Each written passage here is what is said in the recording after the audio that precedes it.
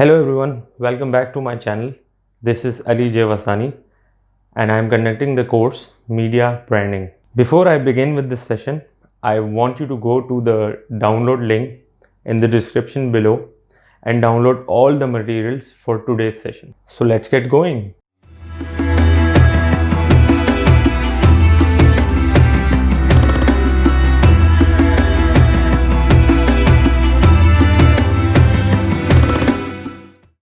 Okay, so let's start with today's session. This is session 1, media branding, and the date is 24th August 2020. So first session is just a bit of introduction about what branding is and उसके जो basic concepts हैं branding के वो सब चीजें included हैं first session में. So I'll share my screen and I'll show you the presentation. So my question is that what do you figure out when you see all these different logos? इन सब में कोई common बात आपको नजर आती है? Sir automobile क्या? सब ऑटोमोबाइल के लोगो होते हैं. Yes, very nice, very nice. They are all from the sector which is called automobile. Now there is one new thing which is added in your vocabulary of branding today is sector. तो सवाल ये बताओ sector क्या है? There are a lot of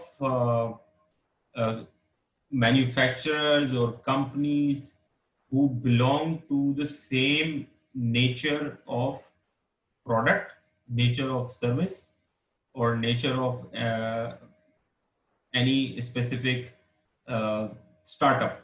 So they all belong to the same thing. तो वो जो है sector होता है. तो obviously here you see all the logos from the automobile sector.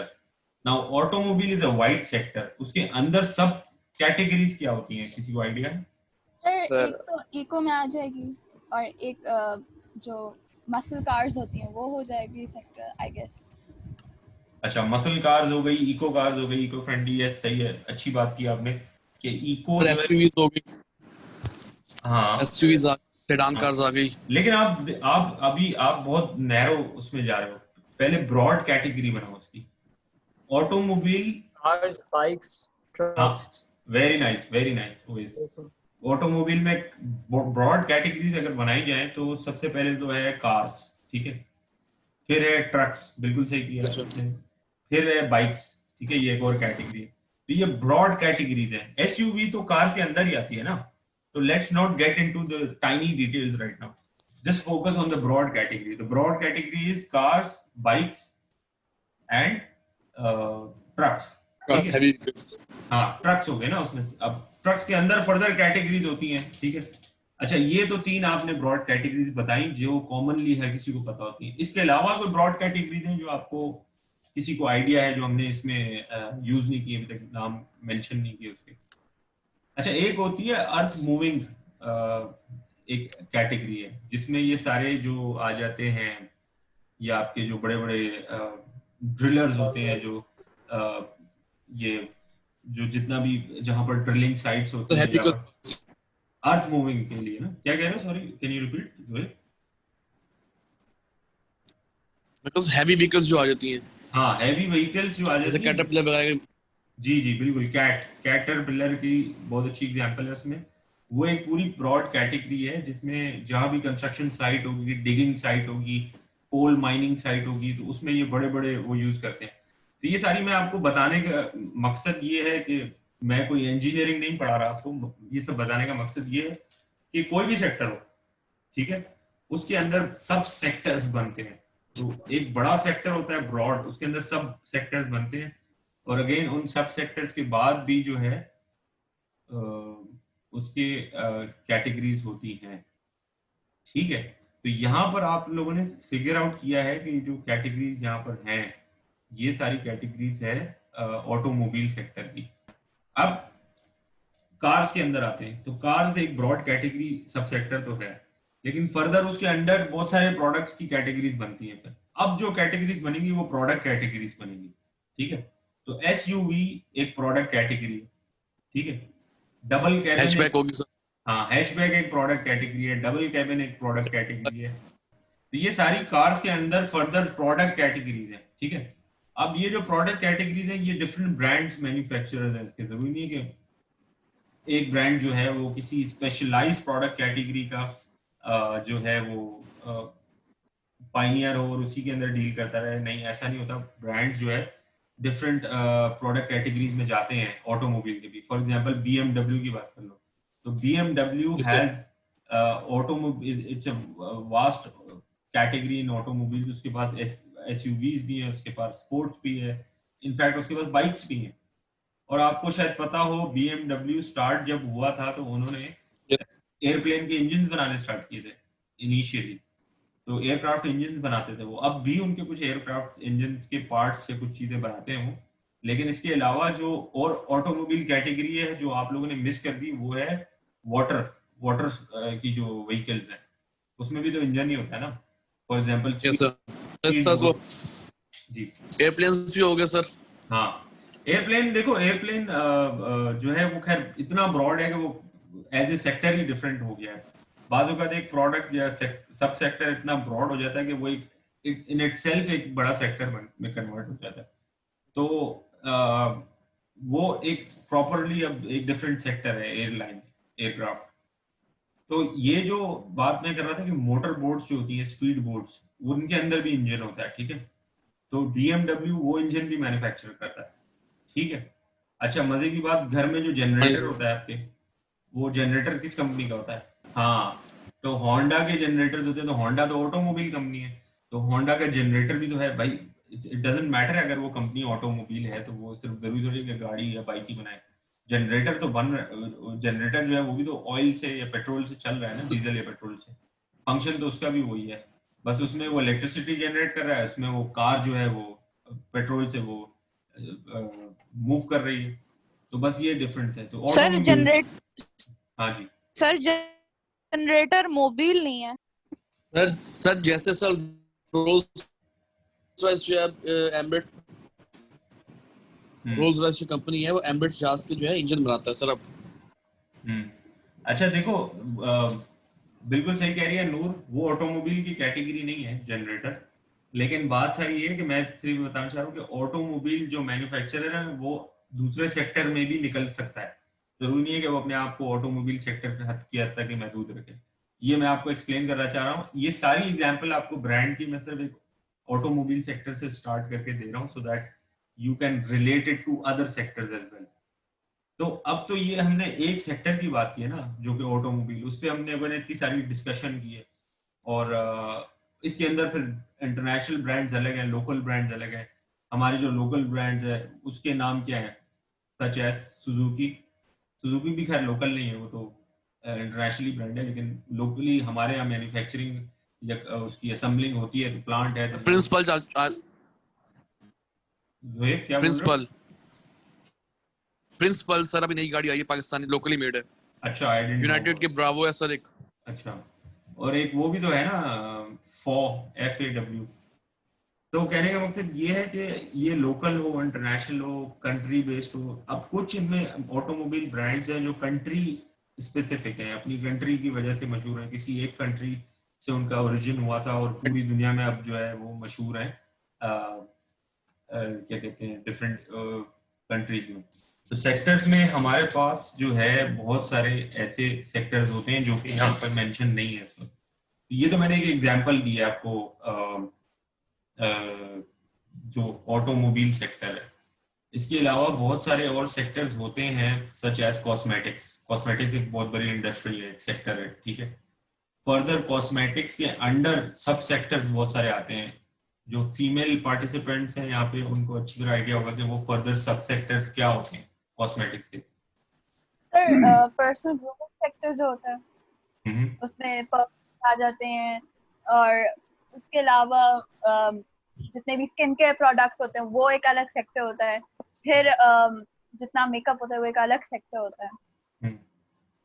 और जो फिर इसके अलावा इस तरह से भी होता है कि स्किन का एक अलग सेक्टर होता है। और जैसे स्किन पे फॉर एग्जांपल अगर बेस फाउंडेशन टाइप है, एंड देन कलर कॉस्मेटिक्स का अलग सेक्टर होता है, और लिप्स का अलग सेक्टर होता है। इस तरह से डिफरेंट होता है। राइट। तो ये इससे ये आइडिया होता है कि एक ब्रॉड सेक्टर है, उसके अंदर फर्दर सब सेक्टर होते हैं, फिर फर्दर सब सेक्टर के अंदर जो है प्रोडक्ट कैटेगरीज होती हैं। अब जैसे बात हुई स्किन केयर की, तो स्किन केयर एक सब सेक्टर है ऑफ कॉस्मेटिक्स, ठीक है। तो फर्दर जो है सब सेक्टर, अगर हम बात करते हैं कॉस्मेटिक्स की, स्किन केयर, तो स्किन केयर के अंदर फर्दर जो मजीद प्रोडक्ट कैटेगरीज निकलती हैं वो क्रीम्स निकलती हैं, नाइट लोशंस, क्रीम्स, इस तरह की चीजें निकलती हैं। फिर इसके अलावा मेकअप जो है वो एक अलग सब सेक्टर कैटेगरी आती है। मेकअप के अंडर बहुत सारे प्रोडक्ट कैटेगरीज हैं, जिसमें फाउंडेशन है, जिसमें आपके ये आई मेकअप के जो चीजें होती हैं वो सब है। तो कहने का मकसद ये है कि ये बड़ा कॉम्प्लेक्स सिस्टम होता है कि एक बड़ा सेक्टर होता है, उसके अंदर सब सेक्टर होते हैं, सब सेक्टर के अंदर प्रोडक्ट कैटेगरीज होती हैं, फिर प्रोडक्ट कैटेगरीज के अंदर डिफरेंट प्रोडक्ट्स होते हैं। अब फॉर एग्जांपल एक ब्रांड है मेबेलिन, ठीक है, तो वो एक कॉस्मेटिक सेक्टर में फॉल करता है। उसके पास जो है सब सेक्टर उसका जो है, लेट सपोज स्किन मेकअप है उसका सब सेक्टर, उस मेकअप में सब सेक्टर है, मेकअप सब सेक्टर के अंदर उसके प्रोडक्ट कैटेगरी आ जाती है फाउंडेशन। तो फाउंडेशन तो एक प्रोडक्ट कैटेगरी है, मजीद फाउंडेशन के अंदर बहुत सारी जो है फर्दर प्रोडक्ट्स उसके पास होंगे। फॉर एग्जांपल उसके पास चॉइसेस होंगी स्किन टोन के हिसाब से, स्किन की जो क्या बोलते हैं सेंसिटिविटी है उसके हिसाब से। तो कहने का मकसद ये है कि ये बड़ा ब्रॉड कॉन्सेप्ट होता है। जी नूर कुछ add? Sorry sir, net issue हो गया था। No problem. जी नूर कुछ कह रही थी आप?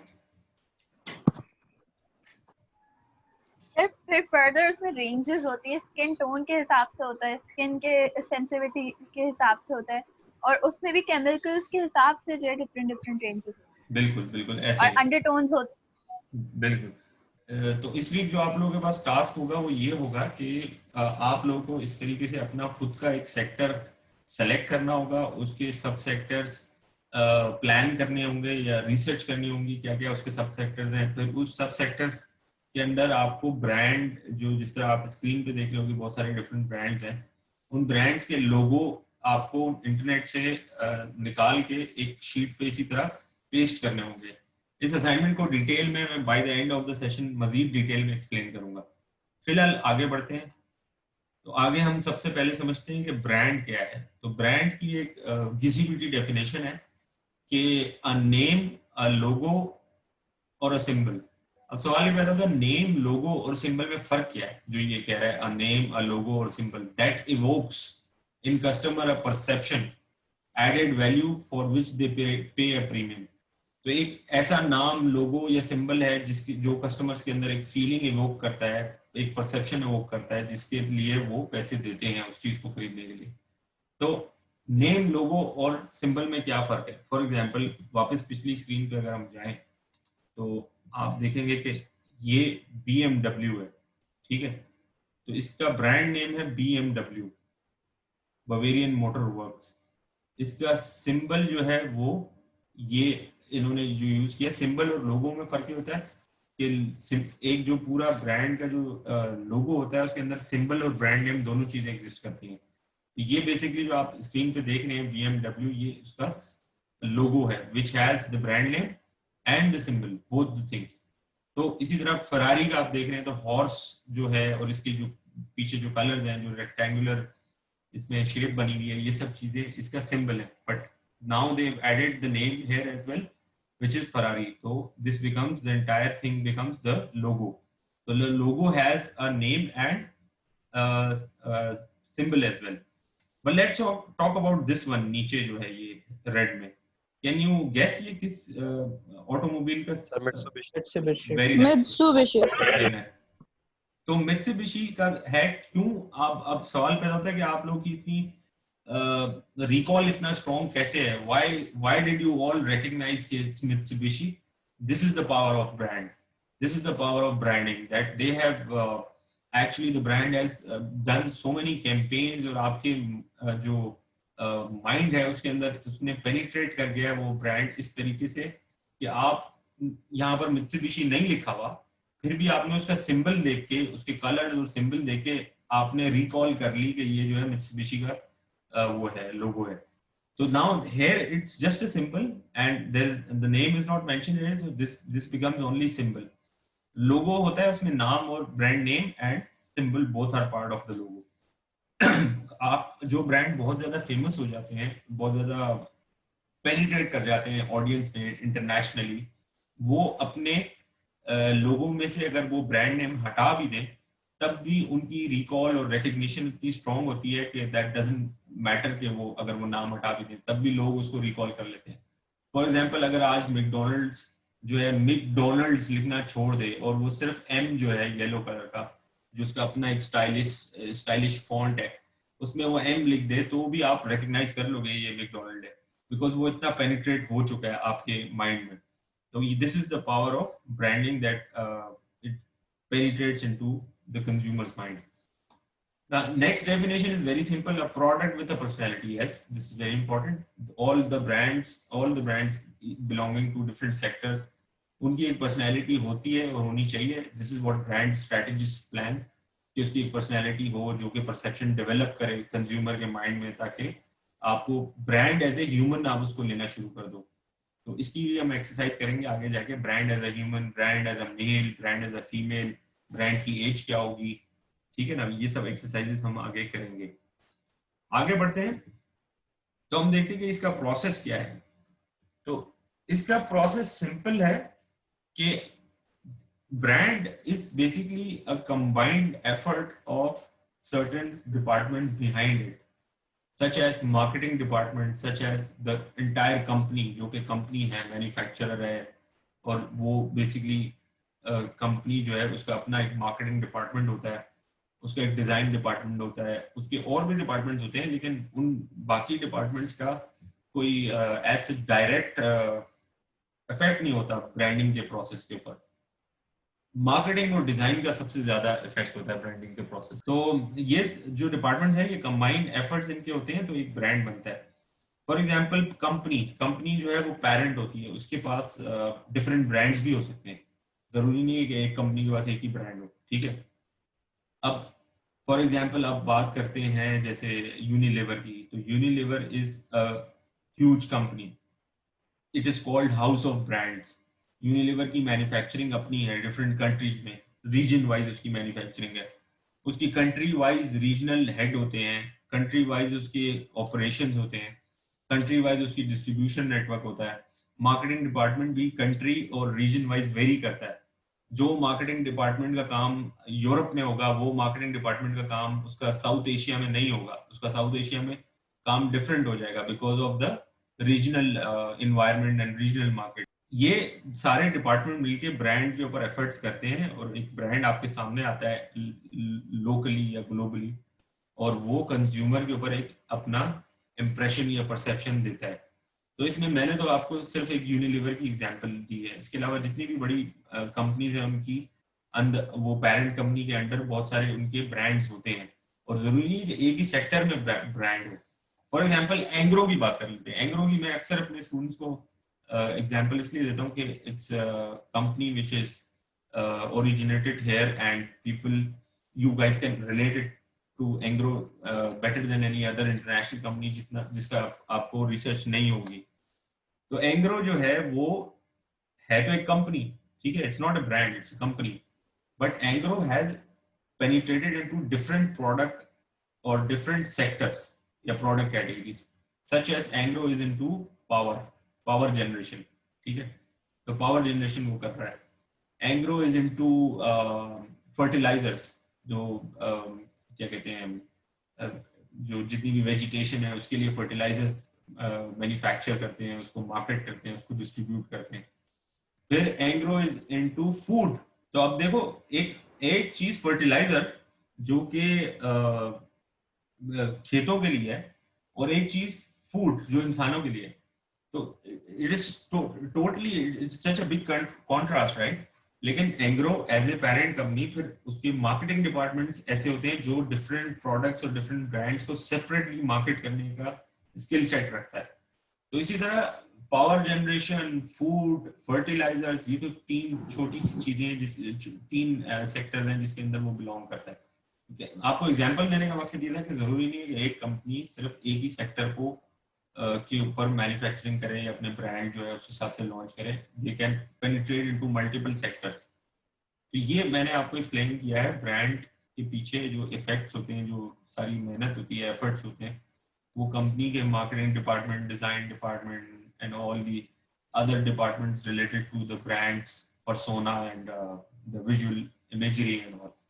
तो आगे बढ़ते हैं। ये बड़ा इम्पोर्टेंट है और बहुत इंटरेस्टिंग है, क्योंकि ये चीजें आप लोगों को अभी से जितना ये समझने की कोशिश करोगे, ये जो ब्रांड लॉयल्टी वाला, तो ब्रांड लॉयल्टी बेसिकली जो है उसके अंदर फर्दर 3 डिग्रीज है। ब्रांड लॉयल्टी क्या होती है कि भाई आप अगर एक ब्रांड यूजर हैं, तो आप कोको कोला के यूजर हैं, कोक पीते हैं, तो आपको पेप्सी नहीं पसंद, आप किसी भी रेस्टोरेंट में जाएंगे आपको जो है कोक ही चाहिए, और मजबूरी में आपको कोक नहीं मिल रही है तो आप जो है पेप्सी पी लेंगे, ये वाली बात है। तो ब्रांड लॉयल्टी होती है कि you actually you very loyal to a brand, ठीक है। तो इसमें जो है फर्दर 3 डिग्रीज होती हैं, इसमें फर्दर डिग्रीज होती हैं ब्रांड लॉयल्टी की। फर्स्ट रिकग्निशन है, फिर प्रेफरेंस है, फिर इंसिस्टेंस है। तो ये डिग्री जितनी ज्यादा नीचे जाएगी उतनी इंटेंस होती जाएगी। रिकग्निशन फर्स्ट स्टेज है बेसिकली डिग्री की। First degree is recognition. So recognition is that particular stage in which जो कंज्यूमर है वो ब्रांड का नाम या उसका बेनिफिट या उसकी पैकेजिंग देख के उस ब्रांड को रिकग्नाइज कर लेता है, ठीक है। फॉर एग्जाम्पल अभी थोड़ी देर पहले आप लोगों ने मित्सुबिशी का लोगो देख के मित्सुबिशी वर्ड यूज किया, आप लोगों को पता चल गया कि ये मित्सुबिशी का लोगो है, ठीक है ना। So this is the reason why कि ये आपकी स्टेज जो डिग्री की जिस स्टेज में आप फॉल होते हैं, आप है रिकग्निशन की स्टेज में, उस ब्रांड के पॉइंट ऑफ व्यू से, क्योंकि आपने जो है उसका कलर्स देख के, उसका नाम देख के जो है आपने रिकग्नाइज कर लिया कि ये जो है मित्सुबिशी है, ठीक है। सेकेंड स्टेज जो है ब्रांड लॉयल्टी की वो है प्रेफरेंस। प्रेफरेंस का मतलब है कि आपको जो ब्रांड आप यूजर हो जिस ब्रांड के, वो ब्रांड को आप प्रेफर करते हो ओवर द कंपेटिटर। तो is useful consumer will by if available is the concern, is the condition evoked set. तो इसकी एग्जांपल मैंने थोड़ी देर पहले दी थी, मैं वापस देता हूँ कि लेट्स सपोज आप किसी रेस्टोरेंट जाते हो, ठीक है, तो आप खाना खा रहे हो, खाने के साथ आपको कोक चाहिए because your Coke brand loyal. लेकिन अगर कोक अवेलेबल नहीं है लेट्स सपोज, तो आप पेप्सी पे गुजारा कर लोगे। तो ये जो डिग्री हो गई, स्टेज हो गई आपकी, ये प्रेफरेंस है कि आप प्रेफर तो अपने ब्रांड को करते हो, लेकिन अगर वो ब्रांड नहीं available due to any reason, तो आप उसका कंपेटिटर ब्रांड या सिमिलर प्रोडक्ट कैटेगरी में कोई और अवेलेबल है तो आप उसको प्रेफर कर लोगे। तो ये सेकंड स्टेज होती है ब्रांड लॉयल्टी की। थर्ड जो है वो है सबसे एक्सट्रीम इंटेंस स्टेज है। तो ये मैंने आपसे कहा ना, रिकग्निशन पहली स्टेज है तो वो इतनी इंटेंस नहीं है, प्रेफरेंस सेकंड स्टेज है वो इतनी इंटेंस नहीं है। अब इंसिस्टेंस नीचे जाते वक्त ये बहुत ज्यादा इंटेंस हो जाती है। तो इंसिस्टेंस में होता है कि विल सर्च फॉर, मस्ट है। अब ये उसकी मिसाल यही है कि आप एक रेस्टोरेंट में गए और आपको वहां पर कोक अवेलेबल नहीं है और आप कोक के ब्रांड लॉयल हो, आप बोलोगे भाई, वो वेटर आपसे ऑफर करता है कि सर पेप्सी आपको सर्व कर दूं, आप बोलोगे नहीं कोई जरूरत नहीं, अपने पास रखो, वो भी चाहिए। तो ये सर मैं तो होंडा ही लेसा। हाँ बिल्कुल एग्जैक्टली। तो ये जो है और भी बाइक्स अवेलेबल है, लेकिन आपको जो है होंडा ही चाहिए और नहीं मिल रही आपके जो सराउंडिंग है या आपकी जो क्या बोलते हैं जहां पर आप रह रहे हैं उधर होंडा अवेलेबल नहीं है। लेट सपोज आप किसी गांव में रहते हैं, उधर होंडा का कोई शोरूम ही नहीं है, कोई डिस्ट्रीब्यूशन ही नहीं है, तो आप जो है शहर जाएंगे होंडा खरीदने के लिए, लेकिन गांव से कहीं से वहां से आसपास से आपको कोई और चीज नहीं चाहिए। इसी तरह कोक और पेप्सी का मिसाल वही है कि आपको कोक पीनी है तो आपको पीनी है, आप जिस रेस्टोरेंट में खाना खा रहे हैं वहाँ कोक नहीं है तो आप पेप्सी नहीं पिएंगे, आप बोलेंगे छोड़ दे भाई मैं पानी पिला दूंगी। तो वो ये लेवल जो ये जो डिग्री, जी नूर, समटाइम्स ऐसा होता है कि फिर उस रेस्टोरेंट में वापस भी नहीं जाएंगे अगर उधर कोक नहीं मिलती। बिल्कुल ऐसे भी हो सकता है। वो मेरे ख्याल से इससे भी आगे की साथ लेके जाएंगे नेक्स्ट टाइम। हाँ वो इससे आगे की डिग्री होगी जिसमें इंसान जो है सनकी हो जाता है, बिल्कुल इससे भी आगे की कोई डिग्री। तो इंसिस्टेंस ये होती है। तो ये तीनों डिग्रीज आपको समझ आई, तीनों स्टेजेस समझ आई ब्रांड लॉयल्टी की एग्जांपल्स के साथ। जी जी सर। जी sir. Good. Role of brands जो है बेसिकली उसके अंदर ब्रांड का काम क्या होता है वो हम देखते हैं। तो बेसिकली ब्रांड जो है मेकर को आइडेंटिफाई करता है। ब्रांड का मेकर कौन होता है? मैन्युफैक्चरर होता है, ठीक है। तो फॉर एग्जांपल अगर कोक की बात करें तो कोक की जो मैन्युफैक्चरर है वो कंपनी है, उसका नाम है कोको कोला बेवरेजेस कंपनी, ठीक है। तो इस तरह अगर एंग्रो का कोई प्रोडक्ट है, लेट सपोज ओमोर आइसक्रीम जो है, आपको पता है वो एंग्रो का प्रोडक्ट है। Yes sir. हाँ, तो ओमोर जो यस सर। ऑलपर्स भी है, बिल्कुल सही कह रहे हो, ऑलपर्स है, ओमोर है। अच्छा, ये बड़ी अच्छी एक्सरसाइज है, ये भी मैंने आगे करानी है आपको कि अब से आपने अपनी आंखें खुली रखनी है और आपको ये पता अभी से रिसर्च करनी शुरू कर दें कि किस जो कोई भी ब्रांड आप यूज करते हैं ना, जिसके आप लॉयल हैं, आप यूज करते हैं। सिंपल इसकी एक्सरसाइज मैं अपने स्टूडेंट्स को ये देता हूँ कि घर में ग्रोसरी आती है आपके, ठीक है, एवरी मंथ आती है या वंस इन 2 वीक्स आप ग्रोसरी करते हैं जो भी है। तो आप घर पे ग्रोसरी करके लेके आए तो आप जरा देखें, जरा रिसर्च करें, पैकेजिंग खोलें, पढ़ें उसकी कि उसके पीछे मेकर का नाम कौन सा है, मैन्युफैक्चरर कौन है उसका, डिस्ट्रीब्यूटर कौन है उसका। ये सारी बातें आप मालूमात करें पैकेजेस से, ब्रांड के जो पैकेज रिसर्च करें। जो डिटर्जेंट्स घर पे आते हैं, जो आपके सोप्स आते हैं, जो शैम्पूज आप यूज कर रहे हैं, जो एडिबल गुड्स आप यूज कर रहे हैं, इन सबको देखें, इन पे नजर रखें, तो आपको पता चलेगा इसका मेकर कौन है। और जितना ज्यादा आपकी इंटेंस रिसर्च होगी उतना स्ट्रॉन्ग आपकी अंडरस्टैंडिंग होती जाएगी ब्रांड्स के बारे में, चाहे वो लोकल हो या इंटरनेशनल हो। अब जैसे लेज जो है, लेज चिप्स, वो पेप्सी कोला कंपनी का प्रोडक्ट है, ये शायद आई डोंट नो आपको पता है ये बात या नहीं। जो जी सर। हाँ, तो ऑल्दो पेप्सी एक नाम से ऐसा लगता है कि भाई वो तो कोला की मैन्युफैक्चरर है, लेज जो चिप्स है उसका क्या ताल्लुक उससे। तो जरूरी, मैंने अभी थोड़ी देर पहले ये बात की थी कि जो कंपनी है वो मैन्युफैक्चरर है, वो अपने आप को मल्टीपल सेक्टर्स में इंट्रोड्यूस कराती है ताकि मल्टी डायमेंशनल उसका पोर्टफोलियो हो। एक्वाफिना। सर जैसे चिप्स जेड के और साथ अपने कोल्ड ड्रिंक चावल पियेंगे। बना देते हैं। हाँ, एक्वाफीना अच्छी एग्जांपल है। और क्या बोला किसी ने और ने? चिप्स के साथ कोल्ड मैं बोल ड्रिंक रही थी पियेंगे ना। हाँ नूर, ये बड़ी अच्छी बात की आपने कि चिप्स के साथ कोल्ड ड्रिंक का कॉम्बिनेशन बड़ा अच्छा लगता है। इस वजह से एक कोला बनाने वाली कंपनी अगर चिप्स लॉन्च करे तो that makes a lot of sense. ये बात आपकी ठीक है। I was saying complete snack. Complete snack? Yes, I mean अच्छा obviously अगर आप मतलब चिप्स के साथ अगर आप अच्छा, कोल्ड ड्रिंक आपको हाँ, अवेलेबल है तो I mean it would be good. Complete snack, या बेवरेज भी है और चिप्स भी है, obviously that makes a lot of Exactly, sense. या exactly. अंडरस्टूड। तो ये थोड़ा सा आप लोगों ने आंखें खुली रखनी है, रिसर्च करते रहना अपने प्रोडक्ट्स के बारे में, जो भी आपके घर में ग्रोसरी आती है, इस तरह की चीजें आती हैं, ताकि आपकी थोड़ा सा दिमाग खुले, थोड़ा सा परसेप्शन रिसर्च स्टार्ट हो जाए ब्रांडिंग के सब्जेक्ट के बारे में। Simplify product handling. Product handling brand जो है वो कैसे सिंपलीफाई करता है कि इसकी मिसाल ये है कि किसी जमाने में करियाना स्टोर होते थे, ठीक है, अभी भी होते हैं, लेकिन मैं उस जमाने की बात कर रहा हूँ जब ब्रांड्स का कोई एग्जिस्टेंस एज सच नहीं था, इतना ज्यादा नहीं था लोकल मार्केट में। तो आप करियाने के स्टोर पे जाते थे और आप बोलते थे भाई दाल दे दो चने की, घी दे दो, तेल दे दो। You didn't actually named any brand because नाम ब्रांड थे ही नहीं। तेल खुला मिल रहा है, कुकिंग ऑयल घी खुला मिल रहा है, दालें चने rice sugar salt all these things खुले मिल रहे थे। इवन डिटर्जेंट भी खुला मिलता है अगर आपको पता हो। Yes sir. हाँ, तो Brands का इतना boom नहीं था उस वक्त, मतलब everything was just I mean organic और मतलब without brand. ट्रू बिल्कुल। तो इसीलिए होता यह है कि जब ब्रांड के अंदर under the umbrella of brand products आने शुरू हो जाते हैं तो उनकी प्रोडक्ट हैंडलिंग सिंप्लीफाई हो जाती है।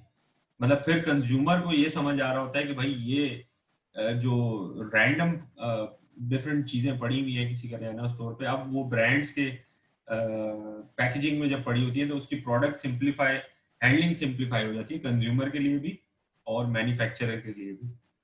अच्छा, फिर organise accounting. This is simple भाई। अगर एक ब्रांड है तो उसका ब्रांड का अपना मार्केटिंग डिपार्टमेंट होता है, अकाउंट डिपार्टमेंट होता है, डिफरेंट सर्टेन डिपार्टमेंट्स होते हैं। तो अगर एक कंपनी है उसने वो बहुत सारे मल्टीपल सेक्टर्स में डील करती है, तो उसके मल्टीपल सेक्टर्स के हिसाब से उनके अकाउंटिंग डिपार्टमेंट होते हैं, उनके मार्केटिंग डिपार्टमेंट होते हैं, उनके प्रमोशनल डिपार्टमेंट्स होते हैं। तो ये इसलिए ब्रांड जो है इस तरह अपने आप को ऑर्गेनाइज कर लेता है। फिर सिग्निफाई क्वालिटी, एक ब्रांड जो होता है वो बेसिकली क्वालिटी को रिप्रेजेंट करता है। एक खुला खुला सामान आप कहीं से ले लो, फॉर एग्जांपल खुला तेल और घी, और तो उसमें कोई गारंटी नहीं होती कि ये तेल घी इस्तेमाल करने से आपकी तबीयत खराब नहीं होगी। कौन गारंटी देगा? वो जो करियाना स्टोर जहां से आप सामान ले रहे हो वो गारंटी देगा आपको। वो अनटिल अनलेस वो आपके अब्बू का बहुत पुराना दोस्त हो और वो बोल रहे कि नहीं जी आप तो मुझसे सामान जो है आप जमाने से लेते आ रहे हैं, तो मेरे सामान तो गलत निकलता नहीं है, you know. So that is that in today's time that all these things doesn't make sense. To signify quality, जो है brand has to go through certain processes of approval. For example, आप जितनी भी ब्रांड की packaging उठा के देखेंगे उस पे लिखा हुआ होगा कि ISO फलाना सर्टिफाइड, ठीक है, ISO की जो उसकी सर्टिफिकेशन होती है वो हुई हुई पाकिस्तान स्टैंडर्ड। हाँ, तो उससे उससे जो ब्रांड के ऊपर लिमिट होती है, ये कानून होता है कि उसको अपनी क्वालिटी अश्योरेंस करवानी होती है थ्रू सर्टेन बॉडीज जो कि कंट्री टू कंट्री वेरी करती हैं। तो वो सिग्निफाई करता है क्वालिटी। फिर नेक्स्ट पॉइंट है create barriers to entry. Create barriers to entry का मतलब ये है कि अगर एक ब्रांड मार्केट लीडर है किसी प्रोडक्ट सेक्टर में, फॉर एग्जांपल अभी नूर ने होंडा का जिक्र किया था, तो अब जितनी भी दूसरी 70 या 125 या जो भी बाइक्स मैन्युफैक्चरर हैं चाइना वाले और XYZ, उनके लिए एक बड़ा टफ टाइम है क्योंकि ऑलरेडी एक इतना वेल एस्टेब्लिश ब्रांड मार्केट में एग्जिस्ट करता है। तो वो बैरियर मतलब रुकावट बना देता है दूसरे ब्रांड्स को उस सेक्टर में एंटर होने के लिए, बड़ी रुकावटें होती हैं। तो ये एक फायदा है ब्रांड का। फिर नेक्स्ट पॉइंट है serve as a competitive advantage. Obviously brand जो है वो टफ कंपटीशन देते हैं एक दूसरे को, और इसकी साफ एग्जांपल है एडवर्टाइजिंग। जो एडवर्टाइजिंग पहले मुझसे कोर्स ले चुके हैं या नहीं भी ले चुके हैं तो भी आपने देखा होगा, टीवी पे देख लो आप, कि ब्रांड्स कितना एक दूसरे को टफ टाइम देते हैं in terms of advertising. Competition कितना टफ होता है। किसने अच्छा लपेटा? ये कौन सा कैंपेन था सर, किसने कितना अच्छा लपेटा? हाँ, लेकिन वो भी जो है रूल्स एंड रेगुलेशन में रहते हुए, जो कंट्री के हैं आपके, उसके अंदर रहते हुए लपेटना है अगले। तो वो आप लोग मुझसे पढ़ चुके हो कि हमारे यहाँ जो पैमरा के लॉज हैं उसको ध्यान में रखते हुए ब्रांड्स कॉम्पिटिटिव कैंपेन बनाते हैं। They are bound to make such campaign जिसके अंदर जो है ब्रांड एक दूसरे का डायरेक्ट नाम नहीं ले सकते, एक दूसरे को डायरेक्ट लोगो नहीं दिखा सकते। तो ये हमारे यहाँ के सर्टेन रूल्स हैं, कंट्री टू कंट्री वेरी करते हैं। तो ऑब्वियसली एक दूसरे को कंपटीशन से ब्रांड को तो एडवांटेज मिलता ही है, जो मार्केट लीडर है, जो जिसकी कैंपेन्स अच्छी हैं, जिसकी पेनिट्रेशन अच्छी है। इसके अलावा कंज्यूमर को बड़ा फायदा होता है। पूछो कैसे?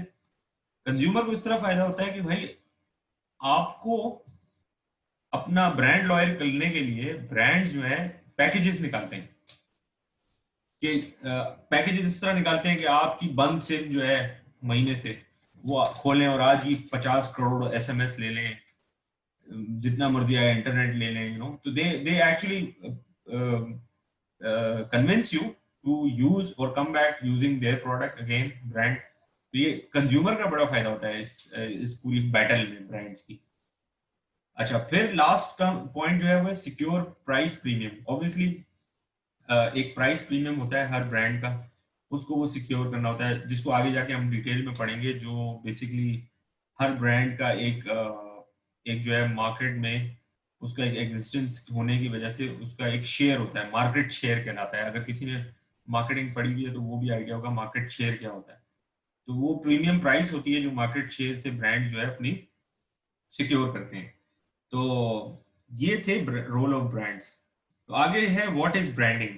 अगेन एक डेफिनेशन तो हम पहले देख चुके हैं, वो ब्रांड की देख चुके हैं। ब्रांडिंग क्या होता है, पहले हम ब्रांड की डेफिनेशन देखी थी।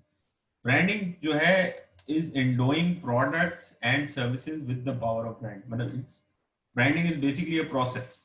Brand is basically a what do you say, जो हमने इससे थोड़ी देर पहले पढ़ा ब्रांड के बारे में कि एक परसेप्शन है, जो कंज्यूमर के माइंड में है, जिसके थ्रू कंज्यूमर जो है वो प्राइस पे करता है to buy that thing, buy that service और थिंग, tangible और intangible, both are brands. तो services and products are both included in branding process. ठीक है, तो ये एक प्रोसेस का नाम है जिसमें ब्रांडिंग होती है, और यही प्रोसेस आप पढ़ेंगे थ्रू आउट द सेमेस्टर मुझसे कि ब्रांडिंग किस तरह की जाती है। स्पेशली इसकी लर्निंग आपकी बेहतरीन होगी जब आप इसको प्रैक्टिकल अप्रोच पे देखते हैं। अच्छा, तो कुछ टाइप्स ऑफ ब्रांडिंग है वो देख लेते हैं, उससे ये आइडिया हो जाएगा आप लोगों के डिफरेंट टाइप्स ऑफ ब्रांडिंग देखने से कि कौन सा ब्रांड किस टाइप में स्टैंड करता है, ये भी पता होना चाहिए आपको। तो पहली कैटेगरी जो है इसकी है फैमिली ब्रांडिंग। तो फैमिली ब्रांडिंग बेसिकली क्या होती है कि फॉर एग्जांपल मैकडॉनल्ड्स, तो मैकडॉनल्ड्स एक अम्ब्रेला है ब्रांड्स की, ठीक है। अब मैकडॉनल्ड जो भी प्रोडक्ट लॉन्च करता है अपना under the same umbrella, same umbrella means McDonald जो है वो मिक फ्लरी लॉन्च कर रहा है, मिक अरेबिया लॉन्च कर रहा है, या अपना कोई भी नया प्रोडक्ट लॉन्च कर रहा है तो वो एमसी साथ उसके यूज कर रहा है, या एवरीबॉडी नोज अबाउट इट कि भाई ये मैकडॉनल्ड का प्रोडक्ट है, एंड मैकडॉनल्ड हाईलाइट करता है उसको, अपना नया प्रोडक्ट लॉन्च करता है तो अपना ब्रांड नेम जरूर लगाता है उस प्रोडक्ट के साथ। तो इस टाइप की जो ब्रांडिंग होती है इसको कहते हैं फैमिली ब्रांडिंग। अब इसका प्रॉब्लम क्या है? इसका सबसे बड़ा प्रॉब्लम ये है कि अगर एक प्रोडक्ट की क्वालिटी खराब हो गई या उस कंज्यूमर ने उसके बारे में बैड वर्ड ऑफ माउथ कर दिया, तो बाकी प्रोडक्ट पे भी या बाकी प्रोडक्ट की सेल्स पे भी इसका थोड़ा बहुत इम्पैक्ट पड़ने के चांसेस हैं, जो कि बड़ा बाजू का प्रॉब्लमेटिक हो जाता है ब्रांड्स के लिए। ठीक है, तो अब नेक्स्ट कैटेगरी जो है वो है प्रोडक्ट ब्रांडिंग। प्रोडक्ट ब्रांडिंग क्या होती है कि जिस तरह एक कंपनी है उसके डिफरेंट ब्रांड्स हैं जिनका आपस में कोई ताल्लुक नहीं है, मतलब sector wise. For example Nishat group जो है वो यूनिवर्सल स्टूडियोज इन पाकिस्तान जो है वो ओन करता है। निशात ग्रुप जो है और भी चीजें ओन करता है। फॉर एग्जांपल लकी ग्रुप की बात कर लो तो लकी ग्रुप के पास लकी सीमेंट है, ठीक है। लकी ग्रुप के पास लकी वन मॉल है। लकी ग्रुप अब मिल्क में आ रहा है, मिल्क सेक्टर में, ठीक है। तो lucky group real estate sector में है, ठीक है। तो पावर जनरेशन में है। तो ये लकी टेक्सटाइल है, वेरी नाइस, टेक्सटाइल भी है, ठीक है ना। तो इसी तरह हम और भी बहुत सारी एग्जांपल्स हैं हमारे सराउंडिंग में, जैसे और टाइम टू टाइम हम डिस्कस करते रहेंगे each of the type of branding को। इनफैक्ट आप लोग खुद से भी अपनी तरफ से जो भी डिस्कशंस करेंगे या जो चीजें पॉइंट आउट करेंगे रिगार्डिंग ब्रांड, हर क्लास में कुछ ना कुछ कॉन्ट्रीब्यूट करेंगे, तो उसके अंदर भी आपके पास जो है ये चीजें पॉइंट आउट आप खुद करेंगे, खुद से आप अपनी रिसर्च करेंगे कि ब्रांड्स को डिफरेंट टाइप्स ऑफ ब्रांडिंग में कैटेगराइज आप लोग करें। तो ये बात हो गई प्रोडक्ट ब्रांडिंग की। आगे बढ़ते हैं, तो आगे थर्ड टाइप ऑफ ब्रांडिंग है कॉर्पोरेट ब्रांडिंग। अच्छा, कॉर्पोरेट ब्रांडिंग, अच्छा एक सेकेंड, इससे पहले हम कॉर्पोरेट ब्रांडिंग में जाएं, एक हमने उसके ड्रॉबैक्स नहीं देखे। तो ड्रॉबैक्स बेसिकली प्रोडक्ट ब्रांडिंग के ये हैं कि अगर एक ब्रांड जो है उसकी आइडेंटिटी दूसरे ब्रांड पे डिपेंड नहीं करती। फॉर एग्जांपल लकी टेक्सटाइल को का कुछ इमेज अगर मार्केट में खराब हो जाता है तो इसका मतलब ये नहीं है कि लोग लकी वन मॉल जाना छोड़ देंगे, you know, that doesn't make sense, क्योंकि वो एक अलग सेक्टर है, उसका ताल्लुक नहीं है। या ऐसा नहीं है कि जो निशात ग्रुप है उसके अगर यूनिवर्सल स्टूडियोज जो ओन करता है पाकिस्तान में, उसके उधर कोई आग वाग लग जाए तो लोग बोलेंगे निशात ग्रुप के प्रोडक्ट्स लेना छोड़ दो, निशात लिनन लेना छोड़ दो, उसकी दुकान पे जाना छोड़ दो, ना, दैट डजंट मेक सेंस। तो एक दूसरे पे वो डिपेंडेंट नहीं होती उनकी identity, they have built their own separate identity. लेकिन फैमिली ब्रांडिंग में ऐसा नहीं है। अगर एक प्रोडक्ट में कुछ इशू हुआ तो लोग दूसरे प्रोडक्ट्स की सेल्स भी उससे अफेक्ट होंगी। तो कॉर्पोरेट ब्रांडिंग इज बेसिकली के जो ब्रांड है और जो पेरेंट कंपनी है, सच एज नेस्ले की एग्जांपल, तो नेस्ले जो है वो अपने हर उसके साथ क्या बोलते हैं, हर प्रोडक्ट के साथ जो है सिमिलर जो अपना ब्रांड नेम है वो यूज करता है। For example Nestle KitKat, Nestle everyday, Nestle के और जितने भी प्रोडक्ट्स हैं उन सब के साथ अपना नाम नेस्ले जरूर यूज करता है। और उसकी वजह यह है कि नेस्ले अपने आप को as a parent company highlight करता है। अब सवाल बता था डिफरेंस क्या है कॉर्पोरेट ब्रांडिंग और फैमिली ब्रांडिंग में। डिफरेंस ये है कि मैकडॉनल्ड्स जो है वो एक ही सेक्टर में बिलोंग करता है। जो फैमिली ब्रांडिंग मैकडॉनल्ड्स की है या फैमिली ब्रांडिंग में जो ब्रांड फॉल होते हैं वो एक ही सेक्टर में बिलोंग करते हुए अपना ब्रांड नेम हर प्रोडक्ट के साथ यूज करते हैं, सच एज मैकडॉनल्ड्स फूड या रेस्टोरेंट सेक्टर में बिलोंग करता है। लेकिन नेस्ले का साथ ऐसा नहीं है। जो कॉर्पोरेट ब्रांडिंग है वो डिफरेंट प्रोडक्ट कैटेगरीज में बिलोंग कर सकती है, लेकिन नाम अपना जो है फैमिली ब्रांड जो है जो अपना पेरेंट नेम है वो हर ब्रांड के साथ यूज करती है। सरनेम लगाती है सर। हाँ, सरनेम लगा देती है। और प्रोडक्ट कैटेगरीज भी डिफरेंट है। किटकैट चॉकलेट है, एवरीडे टी वाइटनर है, इसका नेस्ले का पानी भी आता है वो मिनरल वाटर कैटेगरी है। तो नेस्ले के डिफरेंट, और नेस्ले का नेस्वीटा आता है, नेस्ले का मिल्क पैक आता है, यू नो। तो ये प्रोडक्ट कैटेगरीज डिफरेंट है। नेस्ले वर्ड वो अपने हर प्रोडक्ट के साथ वो इंट्रोड्यूस करता है। तो ये इस तरह के ब्रांड जो कि मल्टी सेक्टर में मल्टी प्रोडक्ट्स में बिलोंग करें और अपना जैसे नूर ने फरमाया सर नेम यूज करें हर उसके साथ प्रोडक्ट कैटेगरी के साथ, तो वो कॉर्पोरेट ब्रांड में फॉल होते हैं। लेकिन ऐसे ब्रांड जो कि अपना ब्रांड नेम यूज तो कर रहे हैं अपने प्रोडक्ट के साथ लेकिन ओवरऑल प्रोडक्ट कैटेगरी उनकी एक ही है, वो फैमिली ब्रांड में फॉल होंगे। थोड़ा सा डिफरेंस है इसका। सर जैसे हिमानी और पीएनजी है तो ये भी फैमिली ब्रांडिंग, फैमिली ब्रांडिंग कह रहा हूँ, इनकी भी जैसे अलग अलग प्रोडक्ट्स हैं वो भी इसमें ही आएंगे ना, जैसे नेस्ले के बारे में आप कहते हैं। पीएनजी का बोल रहे हो तुम? ये सर पीएनजी और हिमानी। देखो हिमानी की बात तो सही है। पीएनजी हर वक्त अपने ब्रांड के साथ अपने प्रोडक्ट के साथ पीएनजी नहीं लगाता जैसे नेस्ले लगाता है। यस सर, सही है ना? लोग हर जगह नहीं यूज करते। हिमानी भी मैं ख्याल में हर जगह शायद यूज नहीं करते, हर जगह यूज नहीं करता है। You are right. हाँ, तो ये डिफरेंस है। हाँ, ये थोड़ा सा डिफरेंस है। ये अब जैसे आपने ये बात की ना, सैफ बात कर रहे हो ना? जी सर, जी सर। हाँ, तो ये जिस तरह आपने ये पॉइंट किया, इसी तरह ये बहुत अच्छी कंट्रीब्यूशन आपने की है। इस तरह बहुत सारी एग्जांपल्स आपके सामने आएंगी। आहिस्ता आहिस्ता आप लोग देखोगे चीजों को तो आपको समझ आना शुरू हो जाएगा काफी। सर जैसे लकी सीमेंट जो है, लकी सीमेंट एक अपना ब्लैक सीमेंट भी देता है और एक अपना व्हाइट सीमेंट भी देता है। हाँ सर ये फैमिली शेयरिंग में आएगा ये?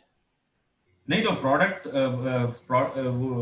कैटेगरी तो सीमेंट ही है ना, उसके अंदर फर्दर उसने जो है विद इन सीमेंट उसने वेरिएशंस निकाली हैं। तुम्हारा सवाल नहीं समझ आया मुझे। वो तुम ये कहना चाह रहे हो वो कॉर्पोरेट ब्रांडिंग में आना चाहिए? नहीं सर, मैं फैमिली ब्रांडिंग की बात कर रहा हूँ।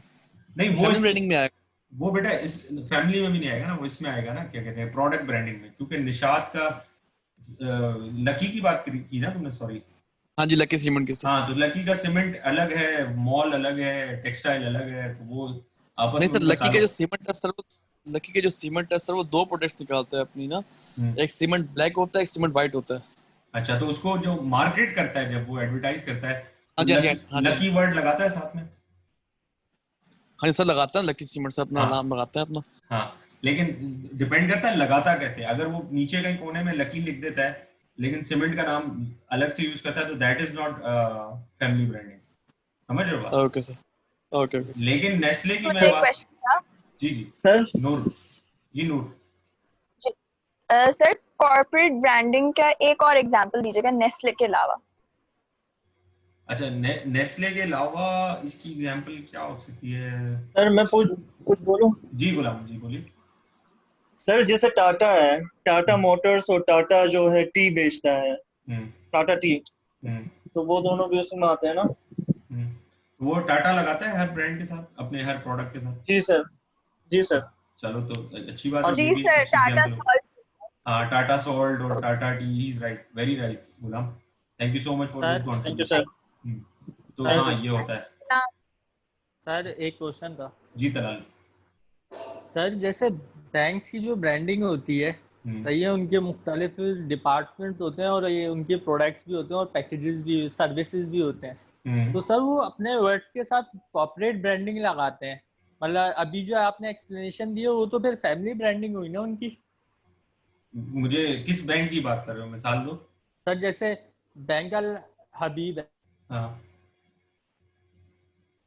सर, जैसे उसमें डिपार्ट्स बने हुए हैं, जैसे सेविंग्स अकाउंट, सही है। और जैसे यूथ कॉमर्स अकाउंट्स का जो यंग सेवर्स अकाउंट, ये एग्जांपल है।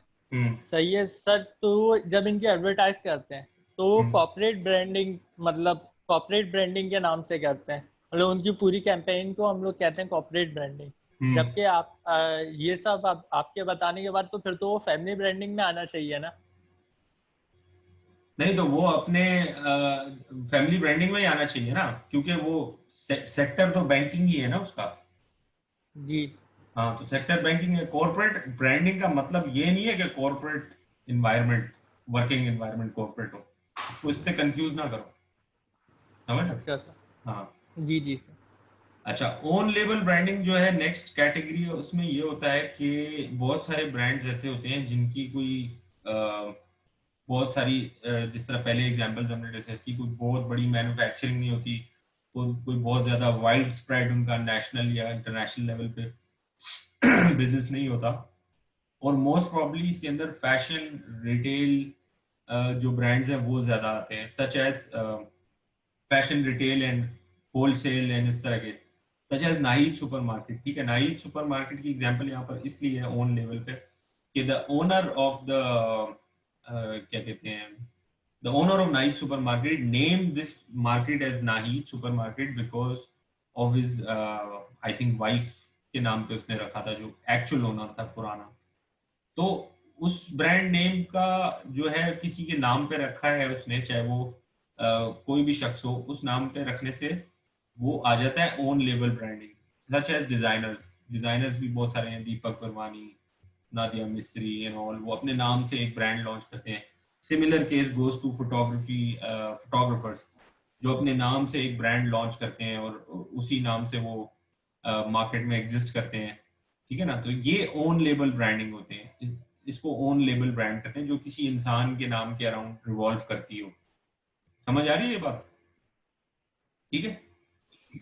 yes. हाँ अच्छा, नेक्स्ट जो कैटेगरी है वो है मैन्युफैक्चरर्स ब्रांड। तो मैन्युफैक्चरर ब्रांड बेसिकली जो है वो ब्रांड्स होते हैं जो कि अपने मैन्युफैक्चरर का नाम हाईलाइट करते हैं अपनी कैंपेन्स में, अपनी ब्रांडिंग में। जैसे एंग्रो, कोई भी ब्रांड प्रोडक्ट बनाता है तो वो उसमें एंग्रो मैन्युफैक्चरर जरूर हाईलाइट करता है। हाईलाइट करने का मतलब ये नहीं है कि जैसे नेस्ले अपने हर प्रोडक्ट के साथ किटकैट के साथ नेस्ले लगा रहा है, एवरीडे के साथ नेस्ले लगा रहा है। That is not highlighting, that is like loudly talking to the consumers कि नेस्ले हर प्रोडक्ट के साथ। तो मैन्युफैक्चरर्स में ऐसा नहीं होता कि वो अपना नाम हर जगह नहीं लगाएगा, ब्रांड या प्रोडक्ट नेम से पहले सर नेम, जैसे नूर ने कहा, सर नेम नहीं लगा देगा। वो कहीं पर पैकेजिंग में जरूर मेंशन करेगा कि मैन्युफैक्चर्ड एट एंग्रो या मैन्युफैक्चर्ड बाय एंग्रो या जो भी उसका होगा। ये एंग्रो, इसकी एक एग्जांपल मैंने दी है। इस तरह बहुत सारी जो कंपनीज हैं या ब्रांड्स हैं वो अपने मैन्युफैक्चरर के नाम से मशहूर हैं, सच एज सीमेंस का नाम सुना है किसी ने? Yes sir. हाँ, सीमेंस एक बहुत जबरदस्त मैन्युफैक्चरर है पाकिस्तान में, बहुत पुराना उसका जो है एग्जिस्टेंस है हमारे कंट्री के अंदर। एंड वो बहुत सारी manufacturing different appliances, electronics and उस सब की मैन्युफैक्चरिंग करता है। और इट्स अ नेम ऑफ, अपने आप को मार्केट ऐसे करता है कि बहुत ही ड्यूरेबल और क्या कहते हैं, सस्टेनेबल उसके प्रोडक्ट्स होते हैं, जो कि परफॉर्मेंस में भी अच्छे होते हैं। और इसी तरह अगर बात करें तो वो तो खैर सीमेंस तो मल्टी डायमेंशनल इलेक्ट्रॉनिक अप्लायंसेस में डील करता है। इसी तरह सिंगर एक ब्रांड नेम है। तो सिंगर बेसिकली वो बनाता है ज्यादातर मशीन्स बनाता है, जो सुइंग मशीन्स होती है। हाँ, होम अप्लायंस में यूनिलीवर भी मैन्युफैक्चर्ड बाय लिखता है। हाँ लिखता है, तो यूनिलीवर भी लिखता है, बिल्कुल आप सही कह रही हैं। तो ये सारी जो बातें मैं आपसे कर रहा हूँ वो यही है कि ये मैन्युफैक्चरर जो हाईलाइट करते हैं अपने, और हाईलाइट से मुराद ये नहीं कि अपने प्रोडक्ट के नाम के साथ लगा दें, बट कहीं ना कहीं पैकेजिंग पे हाईलाइट करते हैं, तो वो मैन्युफैक्चरर ब्रांड जो है उनका ब्रांडिंग टाइप हो जाता है। जी नूर। सनसिल्क की बॉटल के पीछे यूनिलीवर लिखा हुआ होता है। हाँ बिल्कुल, तो सनसिल्क के पीछे यूनिलीवर लिखा होता है, पैम्पर्स के पीछे पीएनजी लिखा हुआ होता है। इस तरह बहुत सारे प्रोडक्ट्स हैं। ये भी आप लोग आहिस्ता आहिस्ता साथ साथ रिसर्च करनी शुरू कर दो कि नेस्ले के प्रोडक्ट्स कितने हैं, कौन से हैं, यूनिलीवर के प्रोडक्ट्स कितने हैं, कौन से हैं, पीएनजी के कौन से हैं, रैकेट एंड बेनकीजर के कौन से प्रोडक्ट्स हैं, सीपी के कौन से हैं, कोलगेट पामोलिव। जी लाइबा। सर मिसमा सर, नेशनल के जो प्रोडक्ट्स आएंगे वो कॉर्पोरेट में आएंगे ना? नेशनल अपना नाम हर बार यूज करता है ना, नेशनल अचार, नेशनल केचप और हाँ जो बिल्कुल मसाले बिल्कुल, जो अग्रीड, नेशनल के मसाले एंड ऑल, या बहुत डॉलेंस अच्छी भी एग्जांपल। राइट? डॉलेंस कोई नाम लो उसके प्रोडक्ट्स के, ब्रांड्स के फर्दर। डॉलेंस के फ्रिज और अप्लायंसेस सारी होती है ना। हाँ लेकिन उस फ्रिज का कोई ब्रांड नेम होता है? उस फ्रिज का कोई ब्रांड नेम है? नहीं नहीं ना, तो बस Dawlance itself is a brand. अब वो Dawlance is basically again it's a manufacturer, तो आप ये बोल सकते हो कि वो मैन्युफैक्चरर ब्रांड में फॉल होता है। ये same goes for higher, same goes for you know ग्री और इस तरह के जितने भी ब्रांड्स हैं। क्योंकि ये अगर वो ऐसा हो ना कि जैसे नेस्ले का एक प्रोडक्ट है उसका नाम है किटकैट, तो उसने कंपनी का नाम साथ लगा दिया नेस्ले और प्रोडक्ट का नाम भी है उसके पास प्रोडक्ट। अब डॉलेंस के फ्रिज के कोई प्रोडक्ट नेम्स नहीं बने हुए, समझ रहे हो बात? जी सर समझ गए। हाँ, तो ये हो गया टाइप्स ऑफ ब्रांडिंग। आगे बढ़ते हैं, प्रोज ऑफ ब्रांडिंग के फायदे क्या हैं भाई। सबसे पहला तो ये है कि सेल्स इंक्रीज होती है ब्रांड से, आपकी क्वालिटी स्टैंडर्ड इज मेंटेन। जितने भी ब्रांड्स हैं, मैंने आपको पहले बताया कि उसको सर्टेन क्वालिटी एश्योरेंस के थ्रू गुजरना पड़ता है, उनको कुछ स्टैंडर्ड्स होते हैं वो मीट करने पड़ते हैं in terms of operating in certain countries and certain regions. आगे ब्रांड लॉयल्टी डेवलप होती है ब्रांड से। अगर एक ब्रांड इतना पॉपुलर हो जाए कि अपनी लॉयल्टी अच्छी कर ले तो लोग उसी को इस्तेमाल करना प्रेफर करते हैं, ठीक है। इमेज इनहैंस करता रहता है ब्रांड अपना टाइम टू टाइम। आपने देखा होगा डिफरेंट ब्रांड्स अपने इमेज के ऊपर बहुत ज़्यादा बजट होता है उनका इमेज इनहैंसमेंट के ऊपर, और अगर इमेज किसी ब्रांड का किसी सर्टेन इंसिडेंट की वजह से इमेज थोड़ा सा बैड हो जाए तो वो लोग किसी न किसी तरह उस पर इन्वेस्टमेंट करते हैं एडवर्टाइजिंग और मार्केटिंग के through. Protection from competition, brand को एक अच्छा कंपटीशन से प्रोटेक्शन मिलता है अगर वो ब्रांड हो। अगर वो करियाना स्टोर पे बिकने वाली दाल चना चावल हो तो उसको कोई उसको प्रेफरेंस इतनी नहीं मिलेगी जितनी ब्रांड को मिलेगी आजकल की दुनिया में, ठीक है।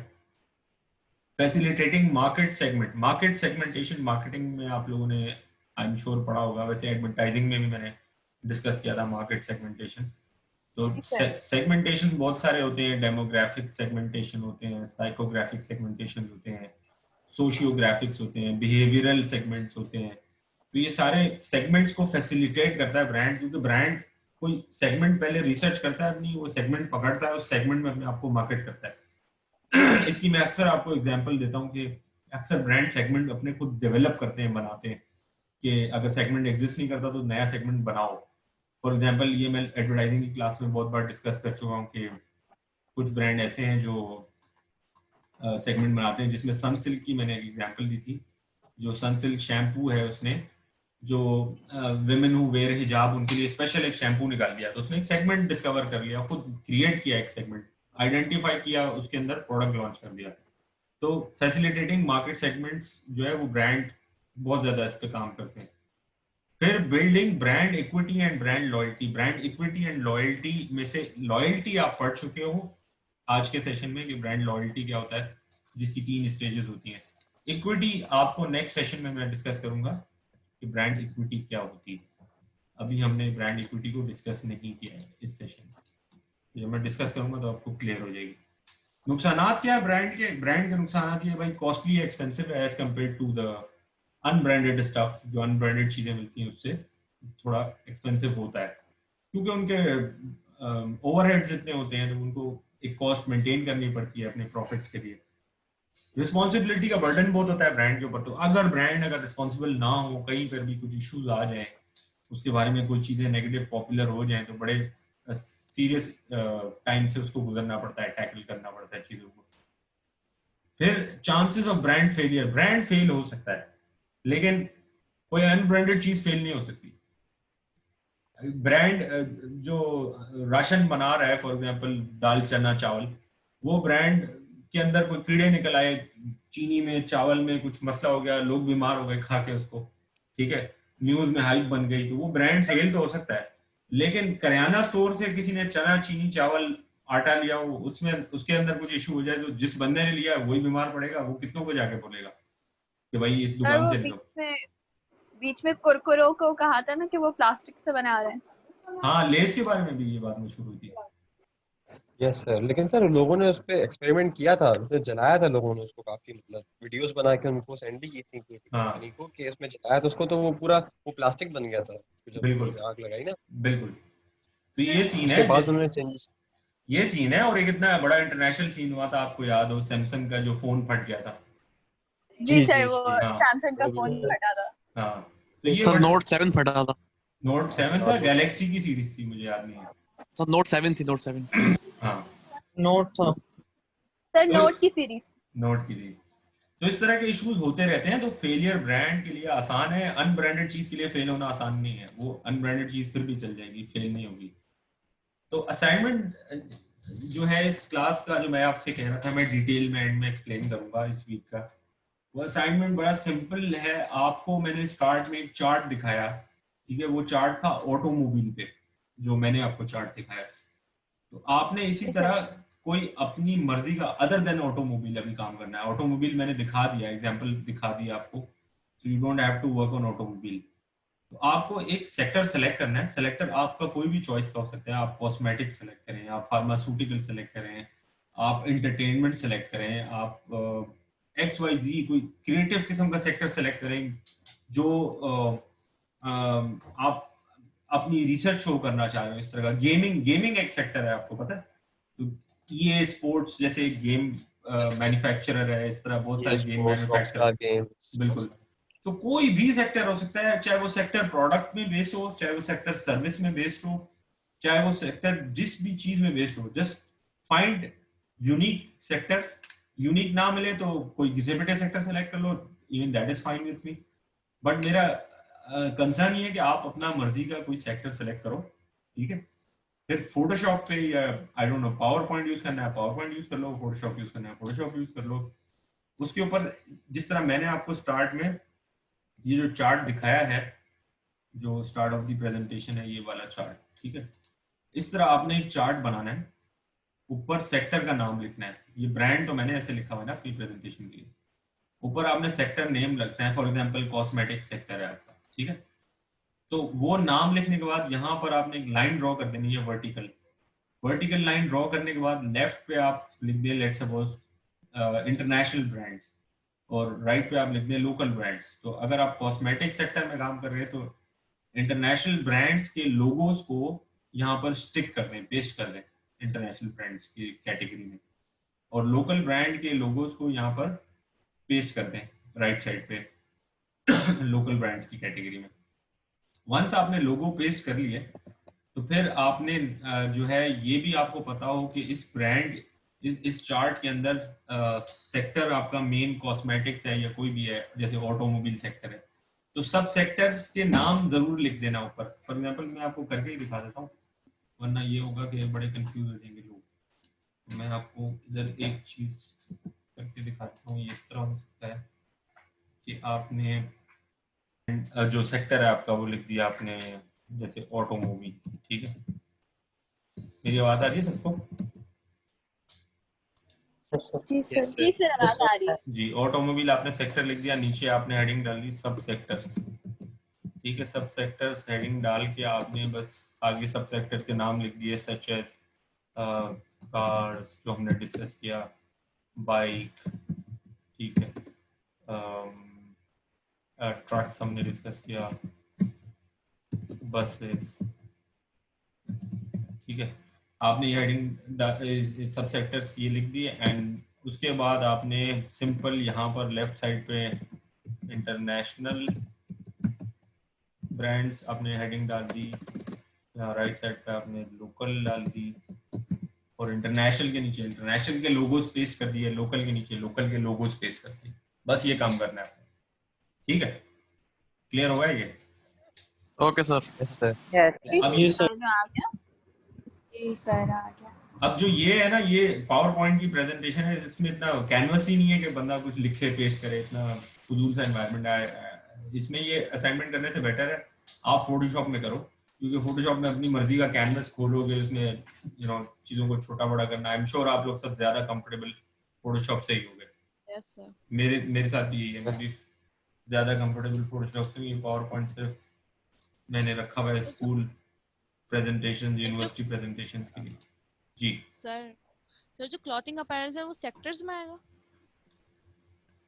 क्लोथिंग अच्छा क्वेश्चन किया आपने। मैंने देखो अपैरल जो है, क्लोथिंग अपैरल जो है एक सेक्टर है बहुत बड़ा, ठीक है, सेक्टर, उसके अंदर सब सेक्टर्स आएंगे। हाँ, लेकिन इसको जो है ना फैशन अपैरल्स में कर दो। क्लोथिंग अपैरल्स क्या होता है, fashion is the correct name for that, ठीक है। ओके। फैशन अपैरल्स अलग है, फैशन होम टेक्सटाइल्स अलग है, ठीक है ना। फैशन अपैरल्स में अगर आप इसको कन्वर्ट कर दो, सेक्टर का नाम ले लो, तो उसके अंदर फर्दर आपके पास सब सेक्टर्स क्या निकलेंगे बिस्मा, बताओ। सर स्पोर्ट्स गियर भी तो हो सकता है।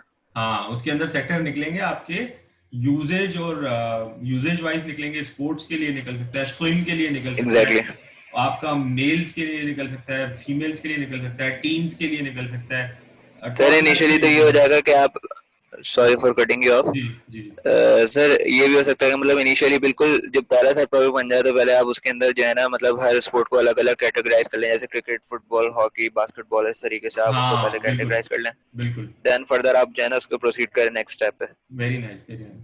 तो अब जैसे नाइकी एक ब्रांड है, नाइकी ने अपने आप को सिर्फ और सिर्फ फैशन अपैरल, स्पोर्ट्स अपैरल की तरफ उसने डेडिकेट कर दिया पूरा ब्रांड अपना, ठीक है। अब वो सही कह रहा है, ये क्या नाम है इसका लड़के का, इमाद ना, हाँ इमाद बिल्कुल सही कह रहा है कि अब जैसे नाइकी है उसने अपने आप को स्पोर्ट्स स्पेसिफिक रखा हुआ है कि भाई हर स्पोर्ट के लिए उसके पास चीजें, आप उसके पास जो है शू सेक्टर, शू अगर है तो बास्केटबॉल के लिए अलग शूज हैं, टेनिस के लिए अलग शूज हैं, इसी तरह क्लोथिंग भी हर स्पोर्ट्स के हिसाब से उसके पास अलग अलग है। तो ये बड़ी अच्छी डिटेल रिसर्च कर सकते हैं आप लोग, बड़ा इंटरेस्टिंग है आप लोगों के लिए इस तरह से सेक्टर सेलेक्ट करके। जी सर। जी, पब्लिकेशंस जो है वो एंटरटेनमेंट सेक्टर में आएंगे। पब्लिकेशंस एंटरटेनमेंट सेक्टर में आएंगे। इलैबोरेट करो, किस किस्म की पब्लिकेशन की बात कर रहे हो? बुक पब्लिकेशन, प्रिंट पब्लिकेशंस होती है। नहीं, ये तो पूरा सेक्टर है ना पब्लिकेशन। तो एंटरटेनमेंट सेक्टर का नाम थोड़ी, एंटरटेनमेंट तो उसका नेचर है। ओके, सही है ना। अब जैसे पब्लिकेशन एक सेक्टर है, एंटरटेनमेंट, अब वो बुक्स जो है वो एकेडमिक्स भी हो सकती हैं, ठीक है। बुक्स जो है फैशन पे भी मैगजीन्स हो सकते हैं, होम एंड इंटीरियर पे भी हो सकते हैं, ठीक है ना। नॉवेल्स भी हो सकते हैं, प्रॉपर ऑटोबायोग्राफीज भी हो सकती हैं। तो ये उसके सब सेक्टर निकलते हैं। ओके, समझ लो सर। क्वेश्चन। जी जी नूर। सर फॉर से अगर मैं फूड पे करना चाहूँ तो टू मी, अगर मैं ऐसे सोचती हूँ कि there are only two types of food, the one that you eat and the other one which you drink. तो इनके जो खाने और पीने वाली की अलग सब कैटेगरीज बनेंगी या फिर वो सेम कैटेगरी में आएंगे? लाइक फॉर से चिप्स होंगे या जूसेस और ड्रिंक्स वगैरह दूसरी जो होंगी वो सब कैटेगरीज में आएंगे इनके? नहीं, देखो बहुत अच्छा क्वेश्चन किया नूर। देखो जो एडिबल गुड्स होते हैं ना, एडिबल गुड्स कहलाते हैं। खाने पीने की जो भी चीज होती है एडिबल गुड्स में आ जाती है, ठीक है। एडिबल गुड्स के अंदर फर्दर बहुत सारी चीजें निकलती हैं, तो उसूलन तो इसका नाम होना चाहिए एडिबल गुड्स सेक्टर का नाम, ठीक है।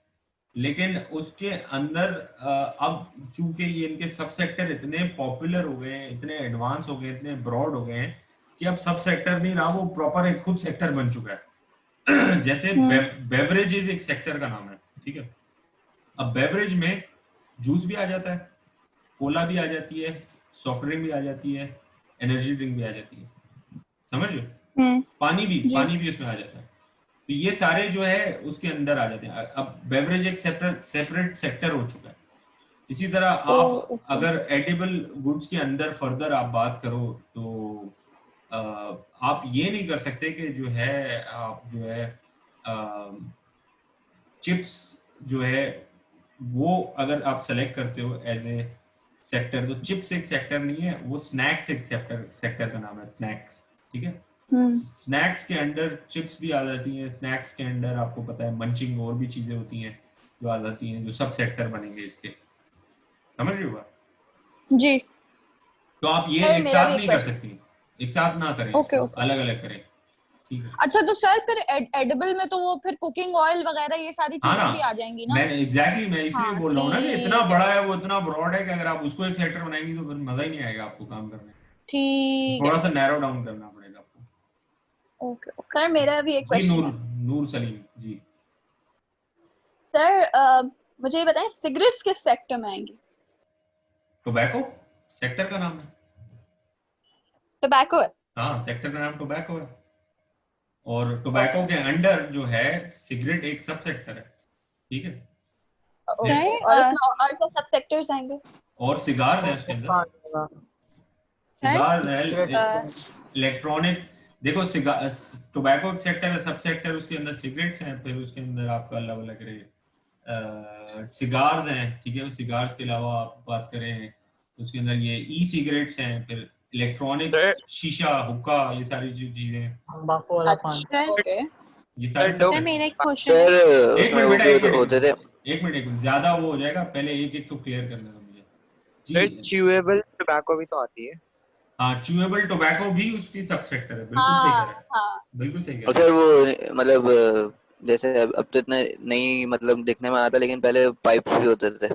हाँ मतलब बिल्कुल, स्मोकिंग पाइप्स होते सारे थे लड़के उसके लिए। बहुत पैशनेट हो गए। हाँ वो भी सर मेरा एक सब क्वेश्चन सेक्टर है। जी। दरक्षा सर मुझे जैसे शूज पे करना है तो मेरा सेक्टर जो है वो मुझे फुटवेयर का वो करना है, सेक्टर तो उसके फुटवेयर अंदर होगा। मैं सब सेक्टर फुटवेयर होगा, उसके बाद फिर आएंगे जॉगर, शूज, स्नीकर्स, हाँ, ऐसे। फिर आप ये कर सकती है फुटवेयर के अंदर, के फुटवेयर के अंदर एक सब सेक्टर आपका फैशन हो गया, ठीक है। जी। फिर एक सब सेक्टर आपका हो गया, क्या कहते हैं, अच्छा स्पोर्ट्स हो सर, गया। एक और क्वेश्चन है, सब सेक्टर्स हम अपनी मर्जी से ऐड कर सकते हैं, जैसे 4 सब सेक्टर्स ऐड कर लिए, जैसे जॉगर्स, स्नीकर्स, और अगर मैं उसमें एडिशनल करना चाहूँ सैंडल्स वगैरह, तो वो कंपलसरी है या मतलब अपनी मर्जी से सब सेक्टर्स बना सकते हैं? अपनी मर्जी से बनाएं, मैं इस पे इतना ज्यादा आप लोगों को रिस्ट्रिक्ट नहीं कर रहा, बिकॉज मैं चाहता हूं कि आप लोग ओपनली इसको रिसर्च करें, ताकि अगर आपकी रिसर्च में कोई थोड़ी बहुत 19-20 हो तो मैं एटलीस्ट आपको गाइड कर सकूं कि देखिए ये चीज इस तरह सर जी। सर मुझे फूड पे करना है और मेरा सब सेक्टर होगा जंक फूड। तो तुम जंक फूड को ही रखो ना सेक्टर, क्योंकि सही है, जंक फूड जंक अब, सेक्टर। हाँ जंक फूड अब एक इतना बड़ा सेक्टर बन चुका है ना, जंक फूड पे तुम रखो, उसके अंदर बहुत सारे तुम्हारे सब सेक्टर्स निकलते हैं जंक फूड के अंदर,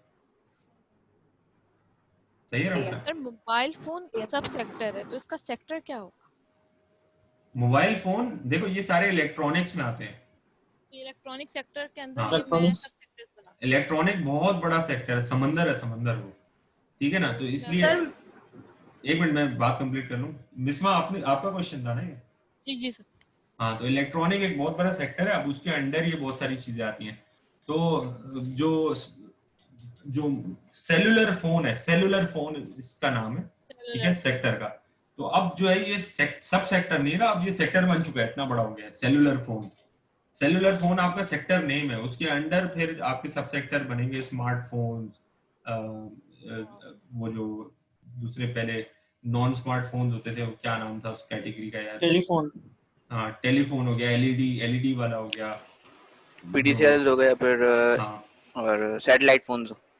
हाँ, सर गैजेट्स और अप्लायंस एक ही चीज होती है? नहीं, अप्लायंस वो होता है जो घर में इस्तेमाल करते हो आप। गैजेट्स तो फिर अलग कैटेगरी है ना। तो वो फिर गैजेट्स जो होते हैं वो फिर छोटी वाली चीजें होती है ना? हाँ, थोड़ा साइज में छोटी हो गई चीज। अप्लायंसेस में तो बेसिकली देखो फ्रिज आ गया, टीवी आ गया, ये आपका माइक्रोवेव ओवन आ गया, इलेक्ट्रॉनिक अप्लायंसेस की अगर बात करो, वॉशिंग मशीन आ गई, ये सब इलेक्ट्रॉनिक होम अप्लायंसेस, ये कैटेगरी का नाम है सेक्टर, इलेक्ट्रॉनिक होम अप्लायंसेस। अच्छा, मजे की बात, कहीं फंस रहे हो ना, देखो दराज पे चले जाओ, दराज की ऐप पे चले जाओ, वेबसाइट पे चले जाओ, वहां सेक्टर्स या कैटेगरीज पे क्लिक करो, तो आपको इतनी सारी नई चीजें पता चलेंगी, इन्फॉर्मेशन, जहां आपको कंफ्यूजन होगी। और सिर्फ दराज नहीं, दुनिया भर में इस तरह बहुत सारी वेबसाइट्स हैं जो ऑनलाइन सेल कर रही हैं चीजें, ठीक है ना। तो उसकी अंदर सेक्टर्स और कैटेगरीज और सब चीजों की बटन्स बने हुए होते हैं, और आप खोलो तो बड़ा पॉपअप मेन्यू खुलता है, उसके अंदर further product wise, sector wise जो है बटन्स बने होते हैं, समझ रहे हो बात? तो वहां से भी आपको बहुत आइडिया मिल सकता है। सर जो ग्राफिक टैबलेट्स होते हैं वो भी एक सब सेक्टर ही होगा इलेक्ट्रॉनिक्स का, या वो एक अलग सेक्टर बन सकता है? क्योंकि उसके अंदर काफी सारे अब प्रोडक्ट्स आ चुके हैं। लाइक प्रोडक्ट तो सेम होता है लेकिन उसके मॉडल्स और कंपनीज काफी आ गई हैं ग्राफिक टैबलेट की, तो वो भी एक सेक्टर बन सकता है या वो है सिर्फ एक सब सेक्टर ही? नहीं, अगर वो इतना ब्रॉड हो गया है कि उसके फर्दर ग्राफिक टैबलेट्स के अंडर फर्दर जो है सब सेक्टर्स बन गए हैं तो फिर उसको सेक्टर में काउंट कर लो तुम। लेकिन अगर वो देखो ये सर लेकिन उसके सब सेक्टर्स 2-3 ही हैं। हाँ 2-3 ही है मेरे ख्याल से। तो ठीक है, तुम देखो मेरी बात सुनो, ये जो मैं वीकली असाइनमेंट दिया करूंगा आप लोगों को, इसमें there is nothing right and wrong. ये कोई इस तरह का सब्जेक्ट नहीं है कि आपने कोई राइट एंड रॉन्ग वाली सिचुएशन हो जाएगी कि ये गलत है ये सही है तो नंबर कम आ गए नंबर ज्यादा आ गए, ऐसी बात नहीं। मैं जज करूंगा कि आप मेहनत कर रहे हो, काम कर रहे हो, टाइम पे सबमिशन टाइम पे कर रहे हो, जो क्लास में डिस्कस हुआ था उसको पुल ऑफ करने की कोशिश कर रहे हो, that's it. Even if you are pulling off, अगर आपके सब सेक्टर और सेक्टर्स में थोड़ी बहुत कंफ्यूजन भी है तो दैट डजंट मीन कि you losing marks on anything, समझ रहे हो बात? तो बस आप कोशिश करो कि जो अंडरस्टैंडिंग है आपकी उस हिसाब से आप काम करो, ये मत समझना कि कोई इस पे नेगेटिव इम्पैक्ट होगा जी। Any more questions guys, because it's end of the session, 2:30 हो चुके हैं। No sir, no sir, No, sir. चलें। So guys, this is end of this session. I hope you liked this video. Do subscribe to my channel. See you next week. Till then, take care.